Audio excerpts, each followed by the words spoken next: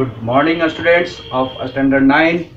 Welcome in day 6. Okay, as you know that in day 5 I have taught you about properties of gravitational force and significance of gravitational force. Okay, today I am going to teach you a very interesting topic, Kepler's law, है ना? And it is compulsory. It is most of the time it will ask this question has been asked in your examination. Okay, so this is a very important topic for your examination point of view, so don't miss the class and see here, try to understand what is Kepler's law. So kindly request to all of you, first of all you will sit with pen and notebook and copy from the board and open your science book, page number 126 once again. Okay, so let us see who is Kepler. Kepler is a German astronomer. Okay, the German astronomer Johannes Kepler, its full name is Johannes Kepler, states or derived three laws. Okay, the German astronomer Johannes Kepler derived three laws regarding planets and the sun. So let us see the figure.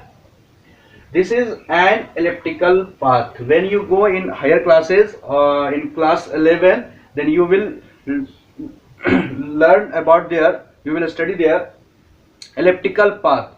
Like as say circle has one center, just elliptical path has two center. Okay, one is here and second is here. That means this is half circle formed from the center and this is the half circle from this center. Okay, then it form an elliptical path. Elliptical path means just like as a egg shape. Okay, suppose that the sun is situated in the first center.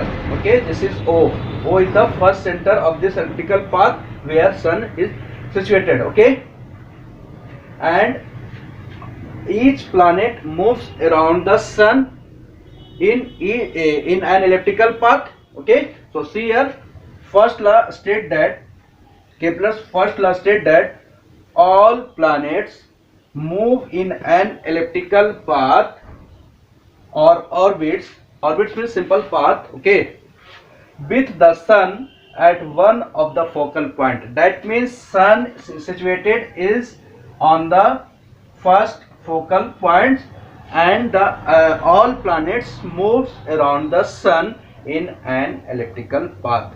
We have studied in earlier classes also. Okay, so first law, Kepler's first law is too easy. Listen once again. All planets, not only Earth, all planets, Jupiter's, Uranus, okay, Neptune also, all planets move in an elliptical orbits with the sun, but sun is where? Sun at one of the focal point. That means sun is situated at the first focal point of an elliptical path. Okay, this is first law. Now let us see Kepler's second law. Student, this is Kepler's second law. Okay, try to understand about Kepler's second law. It is quite difficult as compared to first law. Okay, the line joining the planets and the sun sweeps equal areas in equal intervals of time. See here, suppose that any planet moves in this elliptical path. Okay, and when the planet goes from A to B in time t. Okay, when any planet start from A goes to B at time t, then it sweeps some areas from the sun. Okay, and when we consider at the same time, in the same time, when that planet is start from C and goes to D, then it also covers some areas from the sun. Then these areas is always equal, but it is compulsory, so that area is covered by in equal interval of time. Okay, that means the area of this part is always equal to area of this part. This is broader part, this is lengther part. Okay, so let us see the line joining the planets, and the sun sweeps equal areas in equal intervals of time.